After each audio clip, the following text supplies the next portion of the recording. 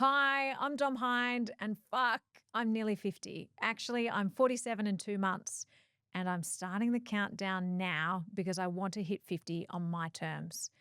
The thing is, midlife sneaks up on you. 1 minute you're charging ahead, building a career, juggling life, making it all work. And then suddenly you pause and think, is this the life I truly want to be living?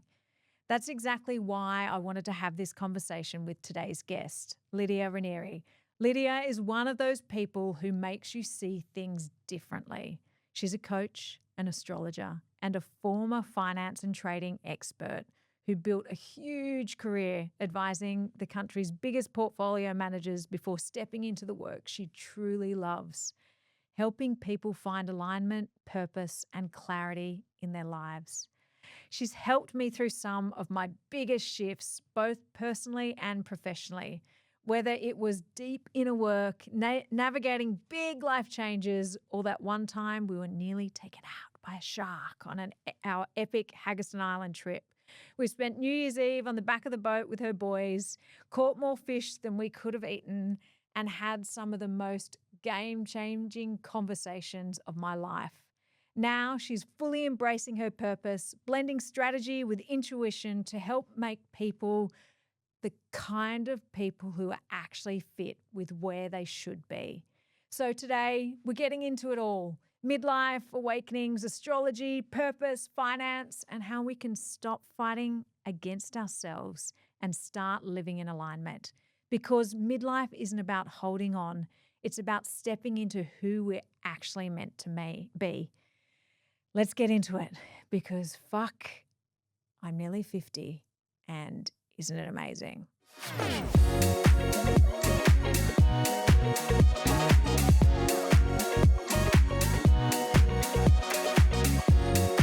Some people are pure magic.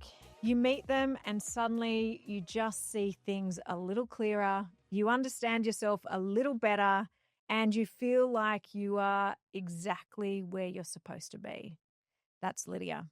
She spent years in high-stakes finance, advising the country's largest portfolio managers, raising capital for companies like MYOB and Medibank.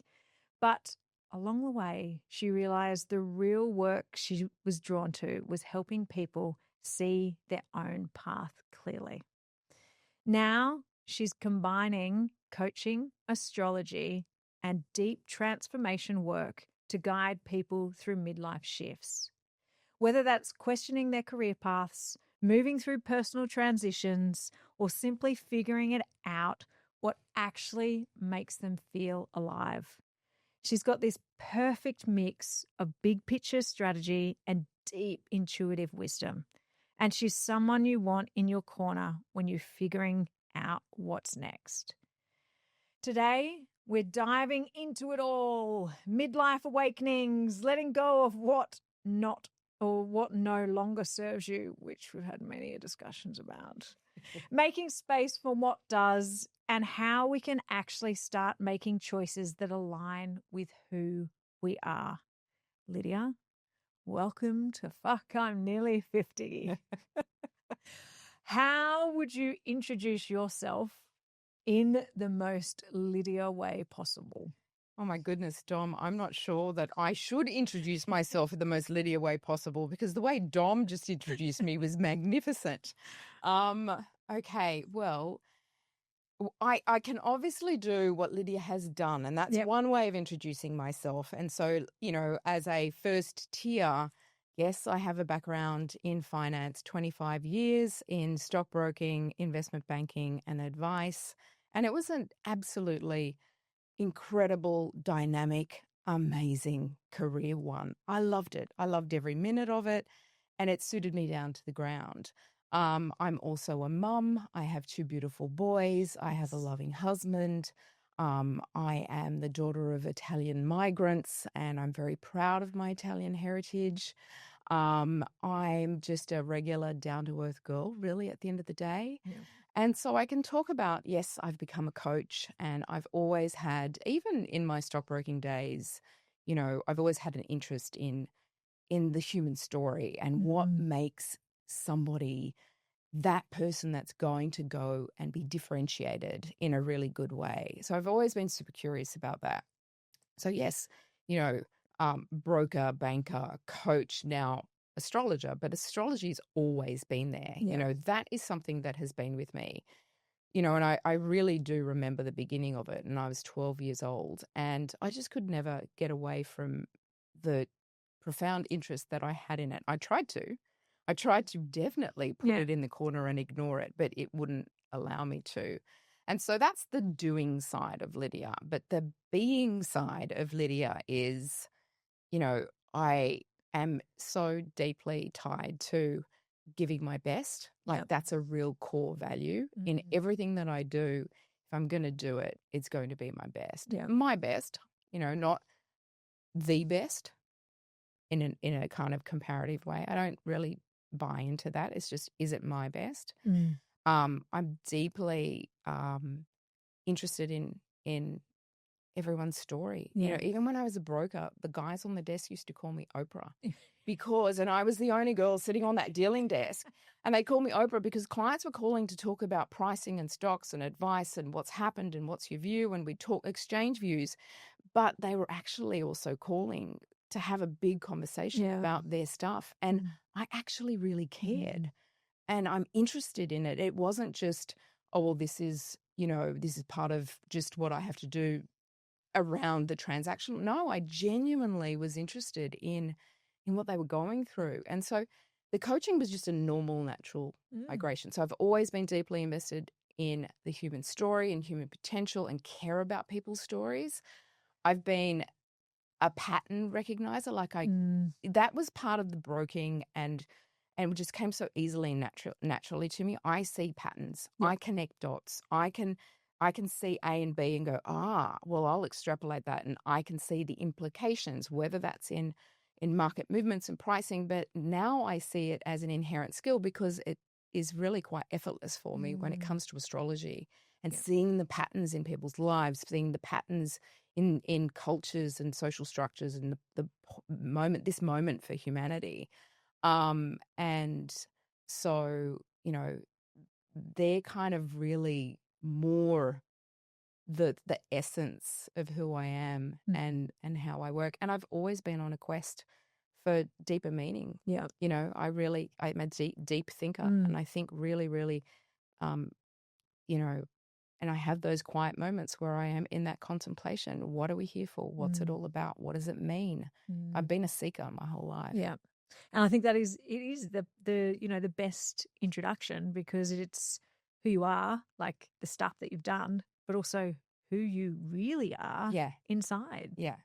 And I think that was probably why we connected first. We were around so many superficial wankers that it was just more, oh, wow, you're a real person. Yeah. And you actually think and oh, you feel too. And you can actually verbalize how you're feeling. And yeah, it was amazing that our paths did cross. Absolutely.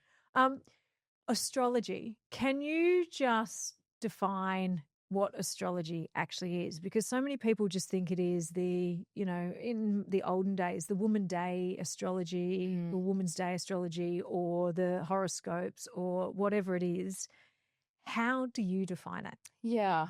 You know, astrology is something that I think is widely recognized and poorly understood. Yes. You know, as you highlight, you know, not many of us have escaped, you know, the back of the newspaper or the women's magazine version of astrology. And it's part of the reason why I think astrology is misjudged. Yes. And I get it. I get why it is.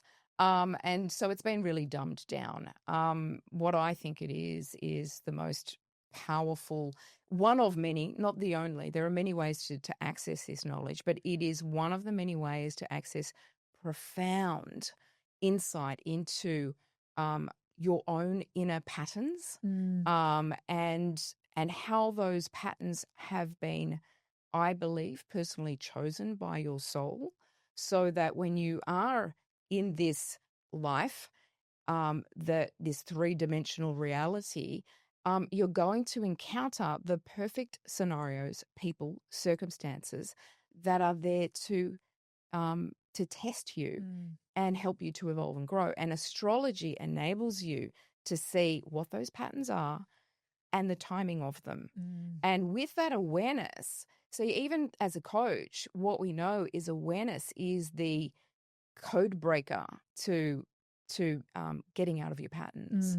And so I just see astrology at, and the kind of astrology that I practice, which is evolutionary astrology, goes one step further. And it takes in the view about your past life karma and the purposeful intention of growing beyond it. And I, I often hear my clients when I lay out and I say, I'm not a psychic. I don't know that you were Cleopatra in a past lifetime. You probably weren't. Right? Imagine that skin so beautiful. It's just not statistically possible that everyone was Cleopatra. No, all jokes aside, I'm like, I don't know the details of your past life, but I can share with you the emotional resonance that carries forward and what you're here to resolve. And you're going to come into encounters with that emotional resonance. And everyone goes, yeah, wow, that's my childhood. Or yeah, wow, that's exactly what I'm battling against. And once you see it, then you're able to transcend it. And it's funny because I can remember when you did both Joz and my astrology charts like years ago, and we were both like, let's just see what it actually is. And it was great because it looked into the past or behind us, and there were triggers or moments that we went, oh yeah, that's when that happened, or that's when this happened. Oh, okay, you can actually see the patterns and how they did actually translate from astrology. But it is, you start skeptical until you actually see it on paper and go, wow, okay, this is actually what is happening. Yeah. And so that's the interesting thing, it's not really, I don't think its best use is in the way that some people like you go see a psychic, tell me what's going to happen in my future. Am I going to, get the job I want, or am I going to have the relationship? And in truth, no one can tell you that, because that really comes down to the choices that you make. But what astrology will highlight for you is what you are going to encounter as a critical question about, well, what kind of relationship is important to me? Why do I keep making choices that aren't aligned with what is going to serve me best, that honors me? Or what kind of career is in alignment with who I truly am? I always knew I needed to work in a dynamic way. I couldn't be told what to do every day. I needed something really unscripted and and so that's what I need. And I find that in my dynamic movements through they're different careers, but they each feed that inner need that I have. Yeah, which is amazing. And you've had such a fascinating journey with finance, trading, coaching, astrology, and now bringing them together. What was the moment you realized this was the work that you're meant to do? Yeah. I think I've always had a really strong intuitive connection. And I can't say it's like a lightning bolt moment where you're, at home or wake up in the morning or, and you go, aha. But I think it's definitely been a journey for me. And I have to say, for example, when I was, I left university, I was working at a law firm, and I'd done a double degree, one of which was a law degree, and I got a call out of the blue from a friend that I'd done my finance degree with, and he said, "Hey, Lid, I know you're on your way, on the path of becoming a lawyer and at a great firm. But, I'm working at this stockbroking firm and they want to hire someone and they can't be bothered advertising. This is classic stockbroking in the 90s. Yeah. And they asked me if I knew anyone good, and I thought of you. What do you think?" And I knew in that moment I wasn't happy. Yeah. Right? I didn't want my boss's job. which is a really good sign for Yeah. me. And so I thought, what's it about? Kind of said, well, it's a bit of analysis and a bit of, I knew nothing about the stock market. I knew nothing about the stock market. And I went, and so that was a gut reaction. But what I followed was I get to work dynamically. It's kind of every day's different. Yes. You're responding to market events. Yeah. It's not same, and you got to think on your feet. And I knew I was quite analytical, and I got to use those strengths and talents. And I went, sounds good. Let's do it. And so was that the work that I wanted to do? Absolutely. Back then, I Yes. just knew. And so fast forward 30 years, fast forward 30 years. And here I am, I'm doing what I want to do again. I knew I wanted to work in coaching, but my story is that the piece of me that is my heart and soul, which is astrology, was always left behind. Why? Because it wasn't, it didn't fit that corporate image. And I just got to the point, and this is what the beauty of the strength and power of midlife, where I thought literally, fuck it. Yeah. I'm tired of fitting into, it's an illusion, right? No one is thinking, oh, Lydia it's just my own crazy stories in our own heads, right? And I thought, I'm a coach for God's sakes. I do this stuff and I'm going to walk my talk. I am going to do the thing that is right for me. And to hell with what anyone thinks or cares. And by the way, they don't think or care anything anyway. And so I'm just doing what's right for me. And this is my passion. And I know that astrology with coaching is a powerful combination that can really help people that are aligned with finding that kind of service to embrace their own passions and walk confidently and powerfully through their own lives. And so, Dom, I was washing the dishes.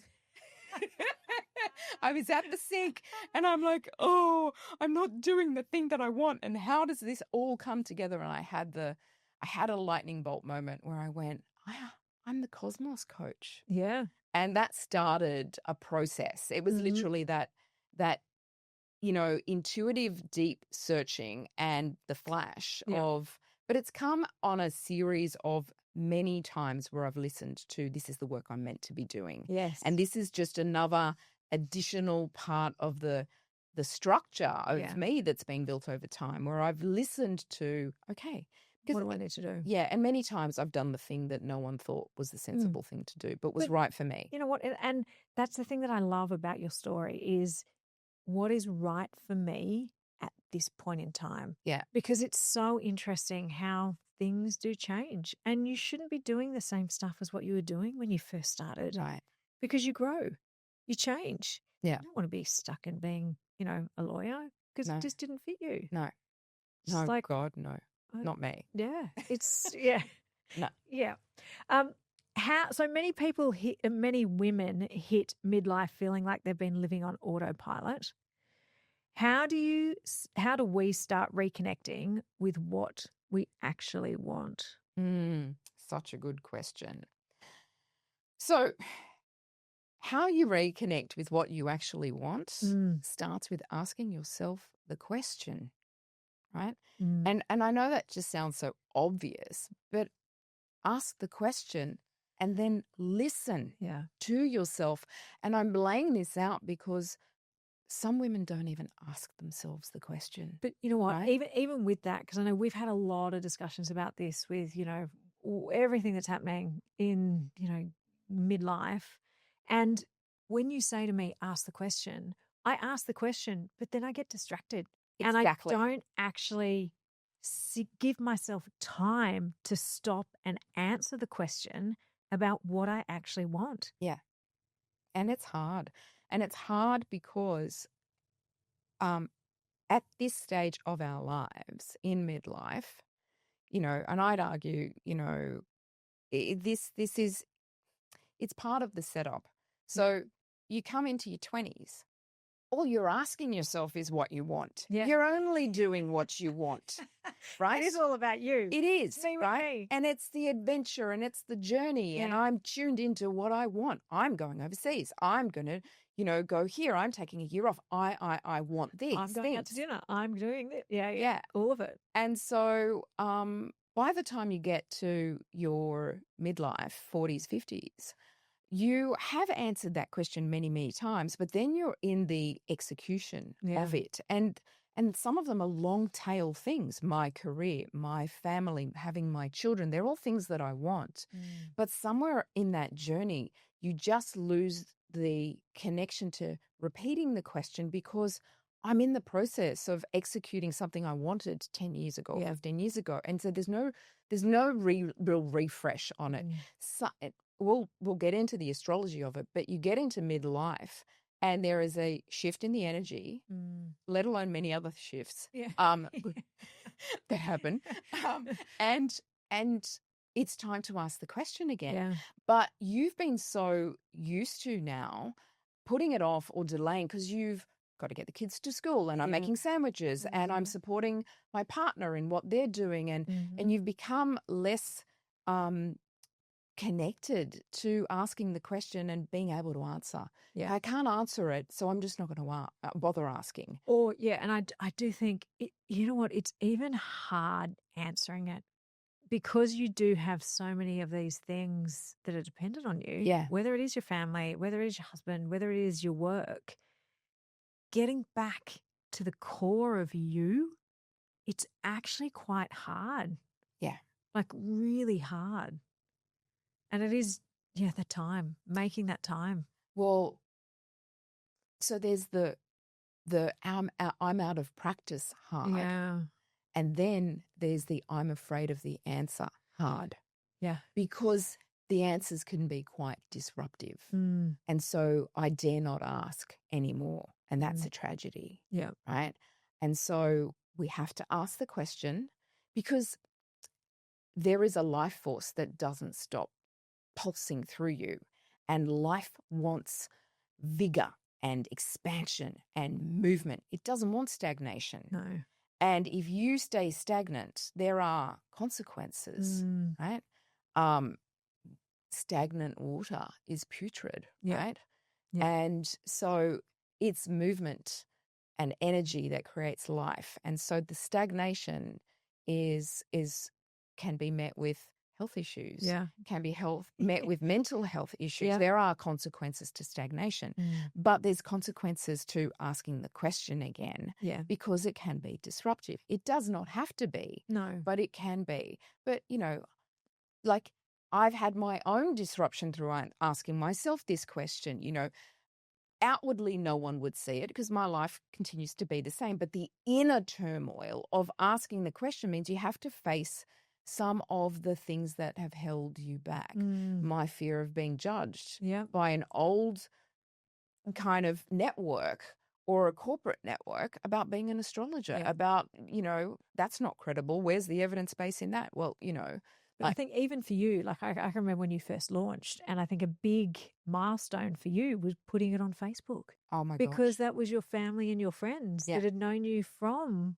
forever. Yeah. And you were really worried about that. Yeah. And it's like, who cares? No one cares. No one it's our own cares. stuff. Yeah. And this is the beautiful thing. As you face into these fears and just take the steps and just take the action that is aligned with what you want. It's not through selfishness. It's through honoring. Yeah. Right.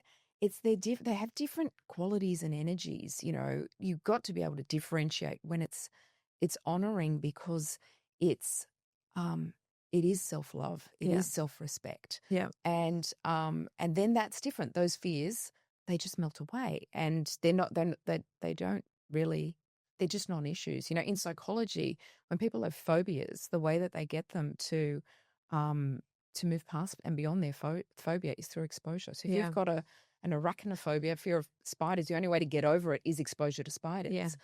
Fear of open spaces, you need to slowly take small steps towards getting yourself to the door, outside, to the lift, into an open space, right? And so it's no different with any of our fears. As we take the small steps and inch towards facing the fear, it melts away. Yeah. Right? Because they are illusions. Well, and I mean, the fear, it builds up in your head more than what it's actually going to be like in reality as Right. well. Yeah. And that's where the hardest thing is getting it out of your head and just doing. Yeah. Yeah. So look, connecting to what we really want, ask the question. Yeah. Spend the time with yourself to really listen. And you're so right. We distract ourselves. Life is busy and social media is always there waiting. And we can distract ourselves so easily from our true inner calling. And then you have to actually choose to be okay with the discomfort that will emerge. Yeah. And we are also really good at making ourselves feel okay and comfortable. You know, there's so we've done so much, even as a species, to remove discomfort. And, you know, when I'm coaching, one of the things that I love saying to my clients is, if you can remember, or if you're even blessed to be near a small child before they've learned to crawl, notice the struggle, the strain, the frustration, the I can't do it. And what's that child doing? They're doing little mini push-ups and they're on their tummies and they're lifting their heads up, and it's freaking hard. Yeah. And it's hard and it's hard. But what do you want? You want to see that baby push up and off and start crawling. They're moving. Yeah. But they can't do it without the struggle, without the strain, without the discomfort. You got to lean into that discomfort over and over. And it's not once, it's a lot. And then eventually you are strengthened and you move. Yeah. And then what are we doing? We're all gathering around going, go, oh my God, did you see that? We're cheering. And it's still the same in adult life. Yeah. But the struggles are abstract. They never leave us. Yeah. And we are always, to the day we leave this earth, confronted with our own things that we must struggle and strain. Don't avoid it. Yeah. Because that weakens you and you'll be the baby that never crawls. Yeah. So start to strengthen yourself and face into the discomfort. Yeah. And be with it. And then you'll move. Yeah. Yeah. That is, it's great advice. Definitely great advice.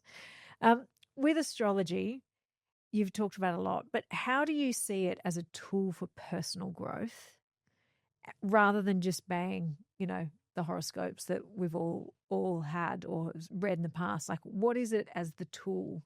Yeah, so look, that's probably a good segue from this discussion and midlife, right? So the tool for it as to use it as a tool for personal growth is to actually go deep into your own blueprint, right? And use it as a tool for self-awareness, just like you would a psychometric, right? Just before you go, so how do you, and I mean, I know the answer to this, but how do you actually judge or your chart? Like what are the criteria for understanding what your chart is? So it's the time and date and the day you were born, so your birth date. Yes. The place you were born. That's right, yes. And the time that you were born, time of day. Yeah. And for an astrologer, you know, 4 minutes makes a difference. Yeah, wow. Right? So as exact as you can get it, if you have a hospital record, brilliant. Mother's memory is not very reliable, but at least it does tell an astrologer it was the morning, or mum remembers it was like after midnight, but not yet morning. And it gives you can narrow it down. And what that means is you narrow down a range of potential rising signs. And anyway, we won't get into the technicals, but yes. And so that's how a birth chart is constructed with those 3 points of data. And so then you have your cosmic blueprint, and you have your karmic story, and you have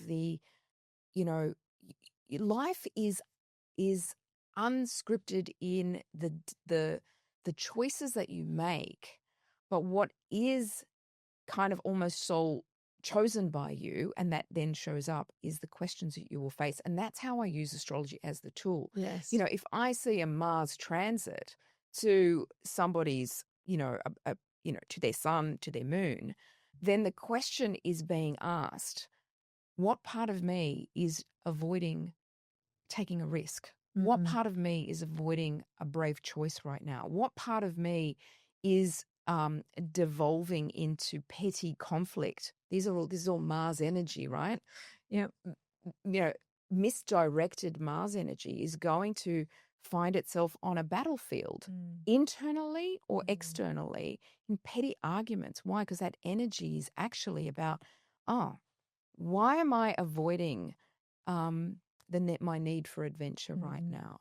And so when you come at it through that lens um, of exploring the energy, but through a coaching lens almost, well, that leads you into a deeper inquiry within Yeah. yourself. Yeah, well, I'm afraid of, or I can't. Well, why do you feel you can't? Mm. What's that about? Because right now you're being invited. You don't have to take up the invitation, right? The universe is inviting you. You can ignore it. Yep. You have free will. But, for every move we make, there are ongoing consequences. And so again, back to like a coaching lens, as I say to my, when I'm coaching, it's like your beliefs shape your reality Yeah. because they will craft what you expect to see and find in the world. Mm. And so through astrology, I can interrogate Yeah. the beliefs I think so powerfully, right? And you can choose to take this time to get rid of the lies in your beliefs that you Mhm. shouldn't be holding on to, or you can continue with them.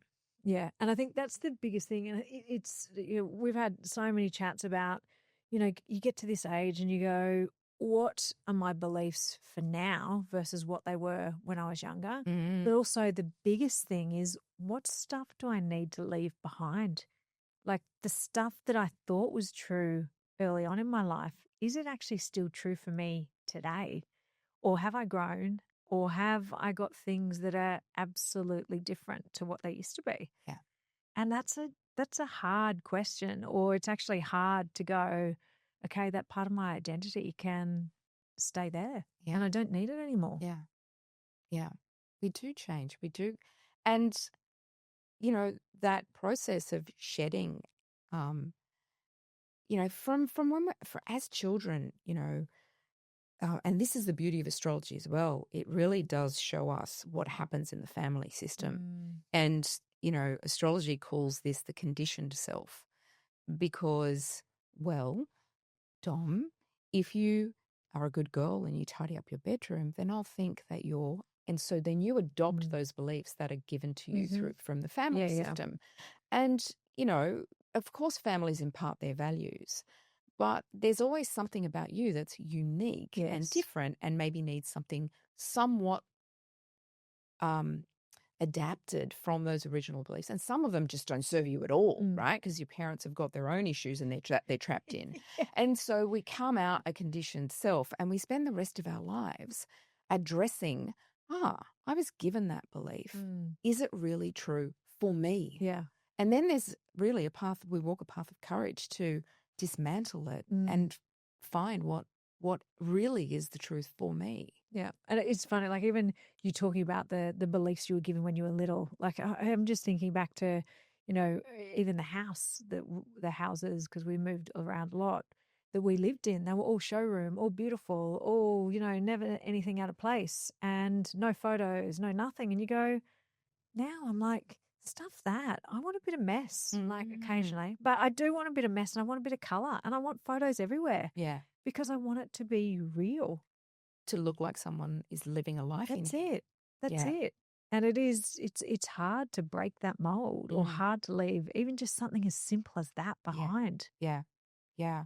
Because those conditions feed a story into us of how I have to be to be That's it. okay. But how I have to be to be okay, but how I have to be accepted as well. Oh, which yeah. is a massive thing. 100%. Yeah. And where those beliefs make you feel energized and expansive and yes, this is me and I like it this way versus trapped and controlled or shackled or burdened or, oh my God, the dread of I've got to maintain this part of me that kind of tyrannizes me under its kind of, cracking the whip Yeah. way of being, Yeah. then that's when you know that Yes. it's time to let it go. Why does midlife feel like such a massive identity shift? And is this just age or is something bigger happening? There's a lot happening in midlife, and it feels like a big identity shift because it is. Yeah. Like it really is. So the way that I think about this is what's happening. We've got biological shifts. Yep. For women, we know we go through peri and then postmenopause. So there's the biological shift. There's the effects of gravity on our faces and bodies. Right? That we have to confront or run away from. Or but deal one with. way or another way, we're dealing with it in whatever way we choose, but we have to deal with it. And then there are social shifts, for some of us, kids are growing up, going through different stages with our children. For some people that had kids early, they're now leaving home. So there's social shifts and there's career shifts as well, usually in 40s, because where you were used to, if you were blessed to have kind of got it right and took the action, you've gone through a rising star phase. And now in your 40s, you're plateauing. And what do you do with that? What do you do when you're used to momentum and movement and now Stagnant. you're at stagnance? Yeah. And so what's happening in midlife is all of these waves are crashing on the one shore, right? At once. Yeah. And so it is a unique time that you've got the multiplicity of these shifts. Then if I look at it through an astrological lens, when we get into our early 40s, we have we all experience this. It's called a Neptune square. Neptune transits around and makes a square to our natal Neptune. What does that mean? Well, Neptune has to do with what is it that is beyond what I see. And so it has to usually do with disillusionment. And it can also have to do with, it's got to do with many things, but loss and surrender. In its creative expression, it's vision and its imagination, and it is real creativity. But there's a transcendence that comes with Neptune. When that square hits, which is a tense alignment, what the questions that are being asked is, how does who I am now, how do I line this up against the vision that I had of myself? And is it time for a new vision? And usually this is the beginning of starting to seek deeper meaning in our lives. And no one prepares us for this. There is so much joy in the striving and there is emptiness in the arriving. Yeah. And in our midlife, usually we've arrived and Neptune comes along and we really feel that emptiness of now what? Yeah. And it's time for a new vision. It's time for a update of those questions. Well, what does it mean for me? What is meaningful? What do I want? What stuff can I leave behind? And then on the back of that, a couple of years later, the classic midlife crisis alignment happens, and that's our Uranus opposition, where, we see this. It is the classic midlife crisis because Uranus is the planet that encourages us to individuate, right? Yeah, right. Individuation means not divisible, coming back to wholeness. It's what I've gone through. I need my whole self now to be expressed. And so what we have is this energy that rises up within us that is deeply calling for more authenticity, more of an update of who am I now, and a kind of that individuation. I need to be me. And so the Uranus opposition actually is where we really start to get serious momentum around, well, I don't care if that's the way other people are doing it. I want to do it my way. I don't care if this is how it should be. I need to do it the way that feels right for me. So we start to become more sensitive to the conditioning that we've had. And it's an invitation to to align ourselves with what we really want. Now, you don't have to take that invitation. No. And some people obviously want to feel that youthful radicalness, which is Uranus, Yeah. and embrace that. And so it's the fast cars and it's the updated relationship. And I'm going and I'm starting, it's a startup and it's a thing and it's whatever, right? And so that's a way of accessing the energy. Yeah, okay. There's many deeper ways to access it. Yeah. Yeah, okay, good. And I think this question probably is a good one to roll from, but so many of us feel like we should have it all figured out by now, but we don't. Why is that? Do we ever? I don't know. What's all figured out, you know? And so again, that's just one of those illusions that we carry around. And, you know, this one really links into compare to your despair. Yes. Right? Yeah. We look around and we compare what we see out there, and we therefore then we don't know anyone else's, you know, true where they're at in their lives, what they're really experiencing, how they're feeling through their own life, their friendships, their relationship with their kids, what's going on in their family, with their parents. We don't know. No. Yet, you know, particularly in our you know, consumer-driven, materialistic world, if they're driving the right car that we might aspire to drive, or if they're living on the right street or in the right suburb, or seem to, you know, their kids seem to like, you know, whatever, represent something that our kids are not. It's the compare to your despair. And we just make up the stories that reinforce they have and I don't. And it's such a disempowering. One, because it's just not true. No one has it figured out. And two, it kind of becomes self-fulfilling for you. And that's the real danger, that the more that you are in that state of comparing to your despair, you are dragging yourself down and convincing yourself that what you have isn't enough. Yeah. And then it's the tyranny of more and striving. And so all we really need to do is check in with ourselves and ask that fundamental question, you know, what is it that I want? And the power behind that question really should be, you know, almost like the preparatory material for that is, do I know what my values are? Yeah. Yeah. If I know what my values are, Yeah. and I really am clear on my values, then I can safely ask myself what I want, because I know what I need to feel meaning and fulfillment. But if I don't actually check in and honor what my true values are, then I can ask myself what I want, and I'm still going to be manipulated by a willing media and the stories I tell myself by looking out at other people.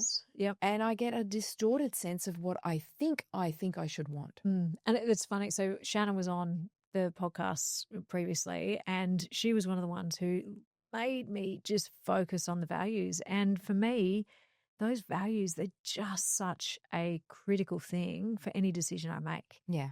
If it's not health, family, happiness, pleasure, adventure, and fun, not interested. Yeah. And it does stop you by having those comparing to others. Yeah. Yeah. Because you come back to, this is what I know matters to me. Exactly. Yeah. And I do think that there are so many people who just do not know what matters to them. Yeah. And they are guided by everything that is going on around them. Yeah. Which is not right.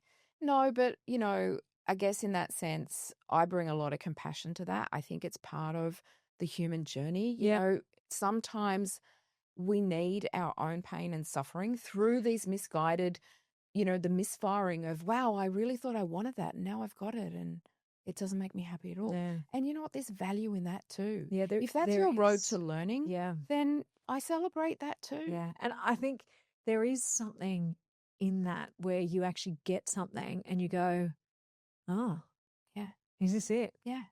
That actually doesn't make me happy. No. Okay, great. And I do think that that is a good learning in itself. You're right, because at least you know. Yeah. Yeah. And sometimes it's the things that create aversion. You know, sometimes we learn faster through aversion because we're so primed for avoiding threat, and we have to rise above our fears, and so anything that creates aversion in us kind of really locks in. Yeah.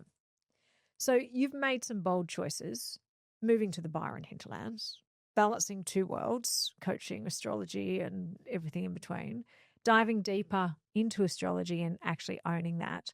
What's been the hardest thing about embracing that change? Look, confronting myself, Mm. I think, you know, I think I have gotten much better as I've gotten older Yeah. at adapting to change. And I kind of use this little radar check with myself, right? Change comes, it's inevitable. We know Mhm. it. And astrology's helped me so much with Yeah. this, right? I really do use it to not what's going to happen, but to check in and go, where's the energy flowing? The Yeah. energy's flowing this way. I have to flow with this tide. And it's lemons and lemonade, right? Yeah. And so when a change is moving through my life, I'm like, how do I make this the best possible thing it can be Mm. for my family, for my relationship, for me? And what's in this for me? If life is taking me in this direction, okay, so Yeah. let's make the most of it. And so, change for me is something that we can really learn to work with. And I use the acronym for myself: creates healthy and necessary growth experiences. Yeah. Right. Okay. That's Yeah. change. Yeah. And so you can resist it, but it's pointless. Yeah. What can be Hang on. What was growth? the end? Creates healthy, Healthy. Yeah. Yeah. CHA, Okay. creates healthy and necessary, N, Yes. growth, With G, yeah. experiences. Okay. Right. Necessary. I think that's a good one. They are necessary Yeah. for our growth. And that's something that we get into when, things do happen for a reason and there has to be some growth taken out of it. So rather than getting in the dumps about it, it is, okay, what can we actually learn? No one gets out of this experience without some serious scars on the heart. Yeah. No one. Yeah. And we're here to learn. The Mm. purpose of this journey is learning and Yeah. growth. Yeah. And you can choose it or not, but it's going to get dished out to you. Mm. Yeah. Yeah. Accept it or don't. Well, how do you make the most of it? Yeah. And when you kind of surrender to that, and so many of the ancient traditions, they already knew this, the beauty and the art of surrender, Yeah. right? Yeah.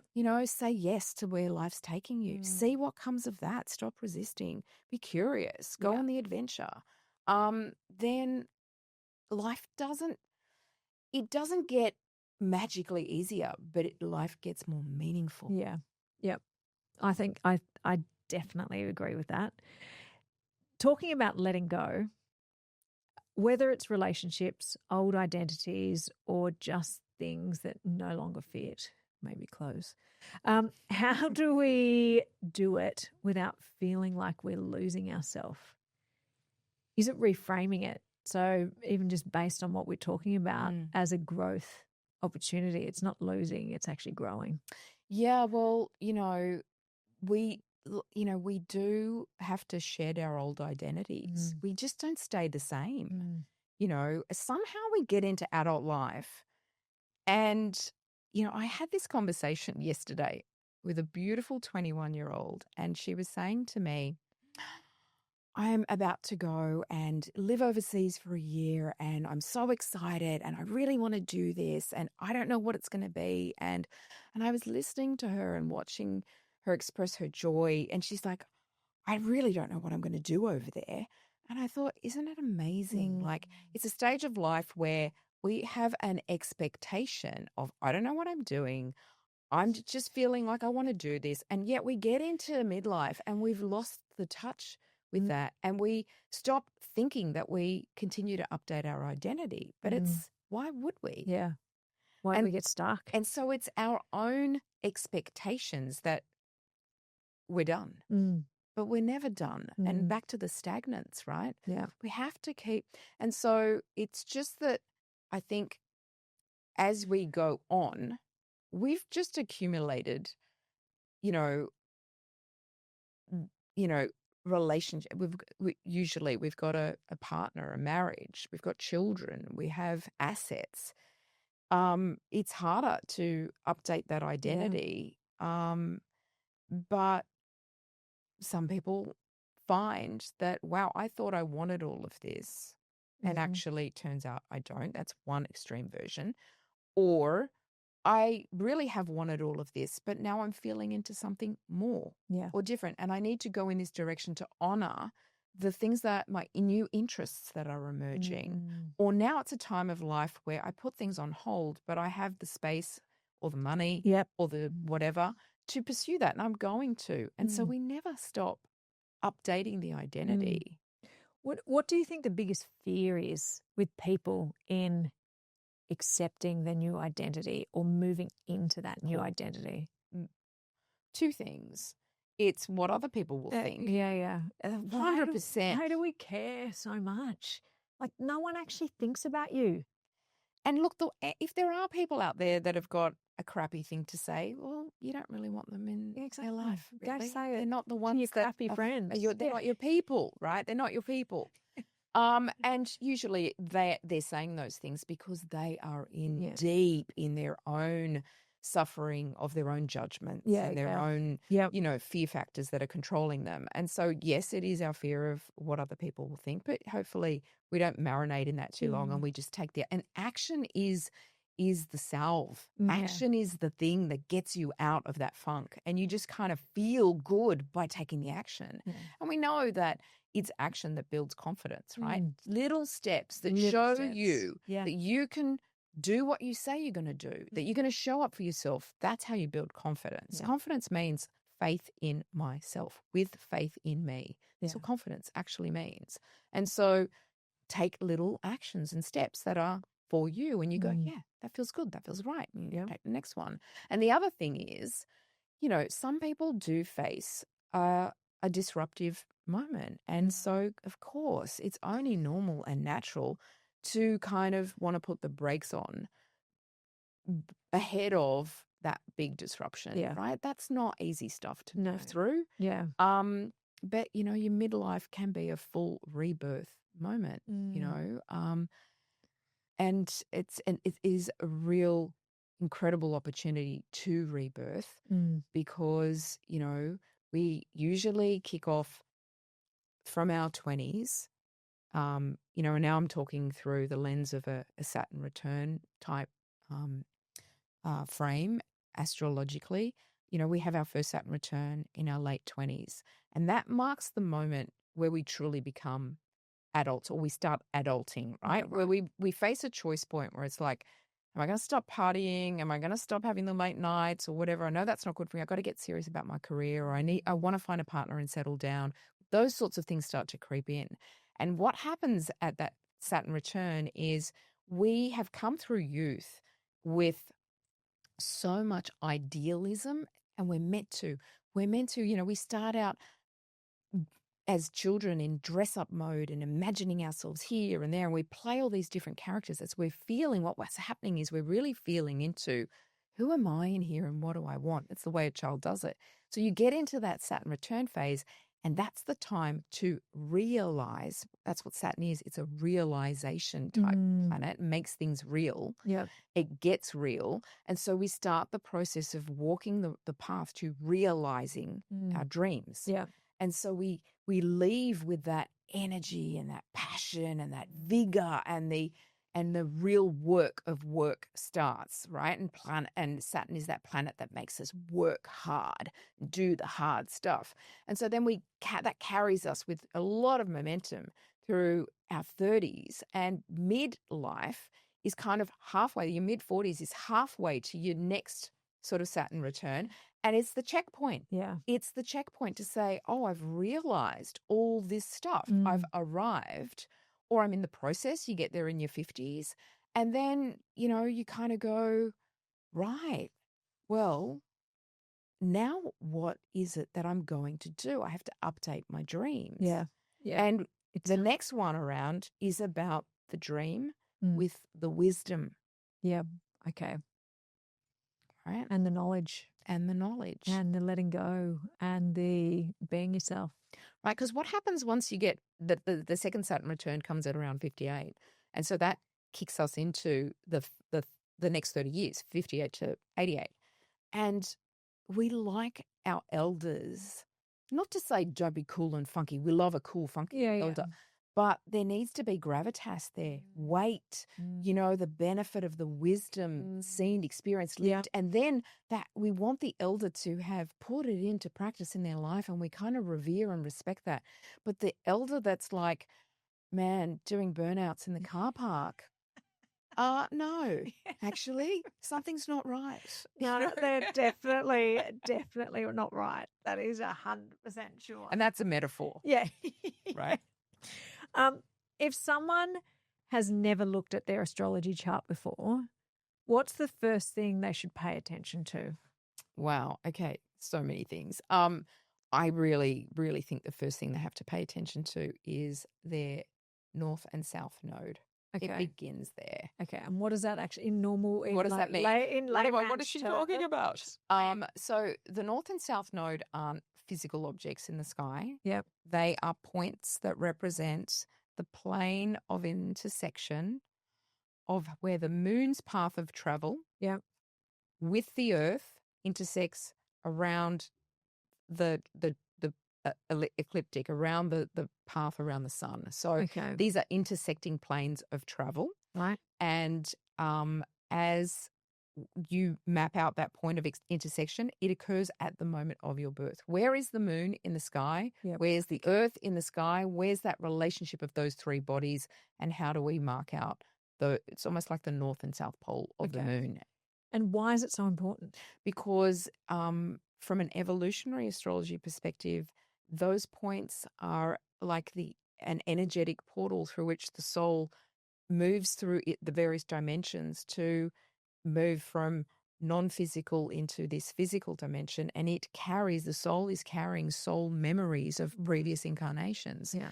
And so that point happens to delineate the specific karma that your soul wants to address in this lifetime. It's not the immediate prior life. I can't say whether it was the one before this one. Yeah. It's just you might have lived thousands of prior lives. It's just that the alignments, the way that the energy is reflected, creates the opportune energetic field for which you move through in your lifetime to address that specific, karmic set of limitations, the wounding for some people. It's trauma.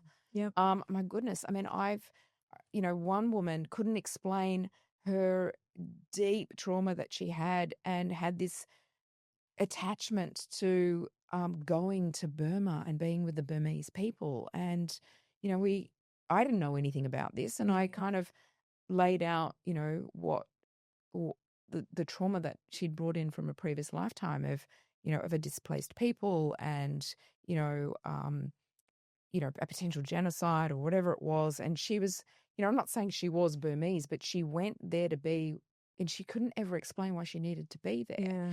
So it's certain things like that help people go, gosh, I could never explain what that was. Yeah. And I think it's fascinating just from the, the internal aha moments that you go, oh, that was my thing, or that was something that was playing on my heart or internally within me, and you help decode that. Yeah. And so that as a starting point is the first most impactful thing, because before we even get into what your sun sign is and how your ego is constructed in this lifetime and what things that ego needs to, what experiences it's seeking, what its values are going to be, what it needs to overcome, it's so important to understand, well, first of all, what's happening for me at a soul level. Yeah. And then those soul points not only talk about the past life karma, but the most impactful thing is the North Node tells us what our greatest potential is, our North Star, genuinely our North Star in this lifetime, what we would love to think we achieve by the time we have departed Yeah, this yeah. life. Yep. And that actually is a really, we can look at, Big thing it's a to big thing. And actually understand. well, you've got an intimate understanding already of your sun sign, Yeah, or yeah. when we look at, your Venus position and we talk about the nature of you've already got an innate connection with it when an astrologer kind of describes it to you, but no one comes in here knowing how to do their North Oh, Node, and that's the yeah. work of the lifetime. Yeah, yeah. And that's where we go, oh, I just feel on track, and we know it when we're off track. Yeah. It feels so wrong. I can feel that. What's something small we can do daily to start living more with purpose? Mm. Something small. Ask yourself, what do you want? Yeah, look, of course, ask yourself that question. So, what is purpose? Like, what's our purpose? I get asked this question a lot. And it's both incredibly simple Mm. and ridiculously challenging. Yeah. And our purpose is to live our lives with and in love. And like, that's just so ordinary, right? Yeah. But when it's like when I say to you, do you love without conditions and without limitation and fully freely? Do you love your work? Do you love your life? Yeah. Do you love where you're living? Do you love your friendships? Have you got people around you that maybe aren't good for you? Do you live your life wholly and entirely with love? Because when you're loving life, Yeah. I love that. you are on purpose. Yeah. And so then the second derivative of the purpose question is, so what should I do that expresses me living wholly, totally, no holds barred, in love with my life? I love my job. When you meet people that love their work, Yeah. they're living their purpose. Yeah. But a lot of people come to the purpose question with the what should I do? Yes. And it's actually how should I be first? I need to be in love. If we aren't living our lives as much as we can in love with our life, and I mean all of its facets and aspects, and this is where, what would I do that shows love? Sometimes we need to be love to another person. And yes, we make, sacrifices for another. And that's a choice through love, not through obligation, Yes. right? Yep. So I'm empowered in this. I'm not like, oh God, I got to do this. I'm choosing for love to do it. So, when we do that, life takes on a completely different quality. It becomes really magical. But it's not a question of what's my purpose, what should I do? That drops out of what do you love? What enables you to connect to the feeling of love? And if we're not living that way, it is a literal waste of our time. Yeah. We are wasting this time. Yeah. I love that. I love the thought of it's in love. Like it is, the purpose is being in love with every part of it. Yeah. Because if you're not, you can feel it. When you're not in love with something, you feel it and you just feel. Bleh. Yeah. And look, from a philosophical perspective, my way of coming at life is I don't believe that, life ends here. I believe that we're spirits and we've come into this. We are parts of a divine source that wants to understand itself through consciousness, through this third dimensional material experience. And so when we return to that, we are love. Yeah. We are in the body of love. And so the purpose of being in this physical vehicle and moving around is for love to have the experience of physical, real, touch-based, interactive. What does love feel like in a physical way, in a physical expression? Because out of these bodies, we are that, but we don't have the physical expression of it anymore. So what we do, who we're with, how we spend our time in action, in the doing, is that extension of the expression of love, ourselves as love. If someone is feeling stuck, what should they do? Well, they should, I guess I would say, have you got someone who can listen? Yeah. a really, really good friend Mm. who will just allow you to talk. Journal, Yeah. right? Journal without any objective. Just start writing. But you've got to take some time to be with yourself. See, if you're stuck, you're avoiding yourself. Yeah. Something. Yes. I like that. If you are stuck, you're avoiding yourself or you're avoiding something. Yeah. Okay, great. And we've had some pretty wild experiences together, like fighting away sharks, crocs, being in boats. What's a moment in your life that you've had so far that is your fuck yes moment In my whole life? in your whole life? Oh gosh. Oh. I've had so many. Yeah. But isn't that's great because that means you've been living in love and living with that purpose. Yeah. There was one time I'd gone traveling on my own and I was in South Africa and I decided I'd go for an afternoon walk and climb Table Mountain on my own.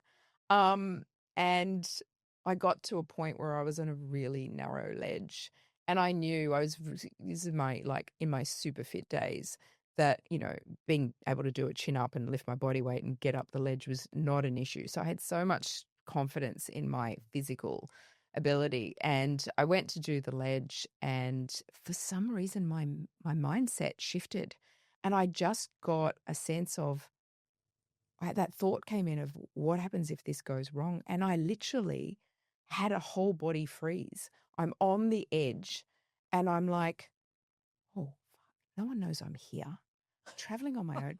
What would my mother say? What would your mother say? Lydia, you're crazy. Anyway, so I I kind of edged myself back down off and I went a ways back down and there was another guy coming up and we chatted and in that moment, I kind of he said, look, I'll walk with you up the path. And I got back to the same ledge point. And sometimes, maybe as a metaphor for life, sometimes we just need at certain moments in our lives the right person to come along for that little push or that little encouragement. He didn't help me. He was just there. And I got to the same ledge point and I pulled myself up and off we went and we got to the top. And so that was a real fuck yes moment because of the heart stopping, my body won't work, the adrenaline was coursing through me. And then I came back around and up I went. And so, gosh, I didn't even know I was going to tell this story at all. I think that that's just so important to sort of, for me to remember that sometimes we get to something the first time and we think I can't. Yeah. And we just need to breathe, regroup. Maybe we retrace a little bit and we go again. And, we know that we've got everything we need to carry us up and over and forward. And that was a real, and it's a moment of, I've got everything I need. Yeah. I can do this. Yeah. Yeah. I love that story. That it's such a good thing, isn't it? Because you go, oh, but you did it. Yeah. You just needed that little bit of encouragement. Yeah. Just a little bit. Yeah. Not too much. Okay, so Lids, this has been amazing. I feel like even though I know a tinsy bit about astrology, I feel like I know so much more. It's always a joy to see you and you always bring so much love with you whenever you come around. And we've covered everything from purpose or now, which I think is a much better definition of in love and living in love. And astrology, finance. We didn't talk about how you left finance, but that's okay. And how to trust ourselves more in this next phase. Because I think that's really what it comes back to is how do you trust yourself? How do you actually understand you and what you actually want more? And taking the time to do that. So before we wrap up, I've got one last question for you. If I should try just one thing before I hit 50, something fun, bold, and pushes me out of autopilot, what should it be? Okay. Well, you're going to get a Lydia answer. Yeah. You're thinking like, whatever. It's not jump out of a plane, Dom. It is so not that. This is the one. And this is from my recent experience. Become a beginner at something that scares you. And maybe you're doing it. Maybe it's this. Maybe it's the podcast, right? And the reason I say it is because I've just done this, right? I have become a beginner again. And it's kind of, why am I saying this? Because if you give yourself the permission, the license, and if you frame it in the right way in your mind, you can get that stagnance out of your life and moving again. Because when we give ourselves the permission to become beginners again, and we can suck at something for a little while, and it's okay. We get the joy and the satisfaction of learning again, and that's so stimulating. But we don't have with it the expectation of being a master at it yet.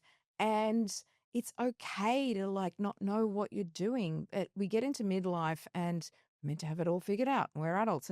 And so I'm sort of saying, choose something. It doesn't matter whether it's learning to play an instrument, learning a language, it doesn't have to be a whole identity reinvention like I've gone through, but just begin again at something and you will connect to the joy of climbing a new mountain. And that's really cool. Yeah, it is. And I do think, this podcast is definitely becoming a beginner, because I am learning so much. And, I always talk about the first pancake, flip the first pancakes, the first few are a bit like, bah! But it's, the joy. It's just fun talking to amazing people, hearing their stories. And yeah, I love that. Yeah. Become the beginner. Yeah. Allow yourself, give yourself the permission to begin again. Yeah. Again. So anything that you have an interest in, and don't have any expectation of being good at it to start. Yeah. Just what anyone says. You're just doing it for you. Yeah. Go on the journey. Okay. I love it. Lids, thank you. Incredible chat. Thank you for sharing always your wisdom, your journey, and all the cosmic and practical ways that we can step into our purpose or being in love.